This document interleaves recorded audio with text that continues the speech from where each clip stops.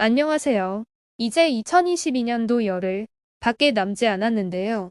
혹시 여러분이 올해 안에 꼭 마무리해야 하는 일들은 없으신가요? 올 한 해도 코로나 관련 책부터 민생 안정정 등 많은 정부 지원, 정책들이 새로 생기거나 기준이 완화되고 세금을 면제해주는 등의 혜택들이 많이 나왔고 통신사나 카드사 같은 민간 기업들고 포인트나 마일리지 등 연말이면 자동으로 소멸되는 것들이 많습니다. 오늘은 2022년 마지막 남은 열흘 안에 놓쳐서는 안 될 내용들을 소개해 드릴 건데요. 안에 소멸 또는 신청, 마감되거나 올해 말까지만 적용되는 내용들 확인해 보시고 해당되는 것들은 잊지 말고 신청하시거나 필요한 내용들이 있다면 꼭 혜택 받으시기 바랍니다.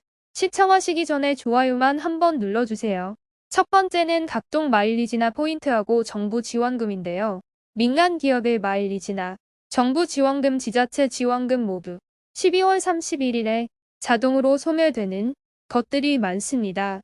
대표적으로 각 자치단체별 긴급 생활지원금이 12월 31일에 자동으로 소멸되니까 꼭 사용하셔야 하고요. 코로나로 인해 사용하지 못한 항공사 마일리지가 올해 말까지 연장됐습니다. 참고로 항공사 마일리지 주로 10년 주기로 소멸되는데요. 작년, 재작년에 소멸 예정인 였던 마일리지가 이내 연장됐었다가 올해에는 연장되지 않고 소멸되기 때문에 항공편을 이용 못하신다면 이마트 등 제휴업체에서 할인 혜택을 받을 수도 있으니까 오래전에 항공편을 이용하셨지만 최근에 코로나로 인해 이용을 못하신 한 번씩 확인해 보시면 좋겠습니다. 다음으로 카드사 포인트 5년 주기로 소멸되기 때문에 여러 종류의 체크카드, 신용카드를 같이 사용하시는 분들은 여신금융협회 카드포인트 통합조회 사이트나 어카운트, 이폴 등에서 연말에 꼭 한 번은 꼭 확인해 보셔야 하고요.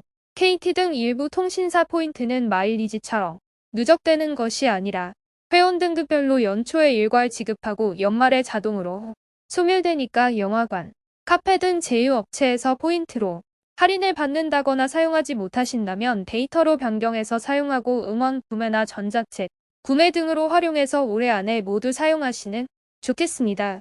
그리고 국민행복카드, 사회서비스 전자바우처, 생리용품 바우, 문화누리카드 등 정부 원바우처도 12월 31일에 소멸되고 지원금액이 인상된 에너지바우처 신청은 12월 30일에 마감된.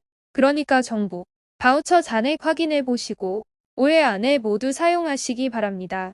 여러 가지 정책들 중에서 일몰 기한이 있는 것들이 있는데요. 올해 12월 31일이 일몰로 효력이 끝나는 법률들이 많이 있습니다.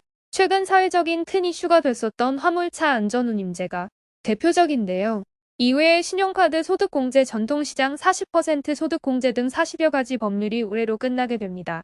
아직 가입을 안 하셨다면 올해 안에 꼭 가입해야 하는 것이 바로 비과세 종합저축인데요. 비과세 종합저축은 원금을 기준으로 5천만 원 한도로 이자 및 배당 소득에 세금이 부과되지 않는 상품으로 요즘 같은 금리 상승 시기에는 꼭 가입하셔야 합니다.